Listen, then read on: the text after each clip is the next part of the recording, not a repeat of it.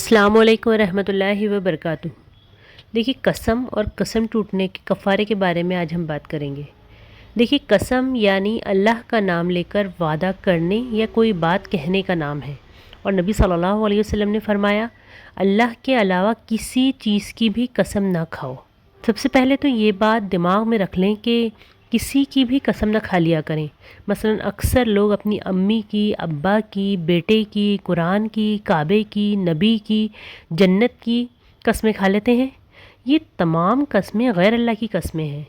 اب کعبہ جو کہ اللہ کا گھر ہے، دینی اعتبار سے قابل تعظیم ہے، مگر اس کی بھی قسم کھانی نہیں چاہیے۔ نبی صلی اللہ علیہ وسلم نے فرمایا جس کو قسم کھانا ہو وہ اللہ کے نام کی قسم کھائے یا خاموش رہے۔ یعنی اگر آپ کو جب بھی ایسا موقع آ گیا ہو کہ قسم کھانی پڑ رہی ہے تو آپ کسی کی بھی قسم نہ کھا لیا کریں، کیونکہ نبی صلی اللہ علیہ وسلم نے اس سے منع فرمایا ہے اور واضح کر دیا ہے کہ اگر قسم کھانا ہی ہے تو کس کی کھائیں؟ اللہ کی کھائیں، ورنہ خاموش رہیں۔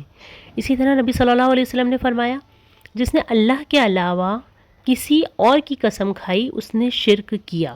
تو دیکھیے وہ لوگ جو اللہ کے علاوہ کسی کی بھی قسم کھا لیتے ہیں، یاد رکھیں یہ کوئی چھوٹا موٹا عمل نہیں ہے، یہ شرک ہے۔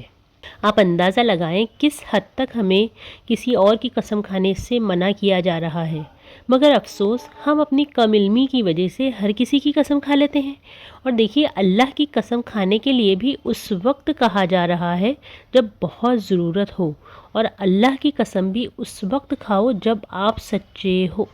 ایسے ہی بلا وجہ اللہ کی قسمیں نہ کھا لیا کرو۔ اب رہا کہ قسم کھانا اور قسم ٹوٹ جائے تو پھر اس کا کفارہ کیا ہوگا؟ تو دیکھیے قرآن میں سورہ مائدہ میں قسم کا کفارہ بتایا گیا ہے۔ اگر انسان نے قسم کھائی اور وہ ٹوٹ گئی تو قسم ٹوٹنے کے کفارے میں انسان کے پاس 3 چوائس ہوتی ہیں کہ کس طرح وہ ان 3 طریقوں میں کفارہ ادا کر سکتا ہے۔ تو دیکھیے سب سے پہلا تو 10 مسکینوں کو کھانا کھلانا ہوگا، اور کھانا بھی کیسا ہو؟ ایوریج ہو، یعنی ایسا کھانا جو اپنی فیملی کو کھلاتے ہوں۔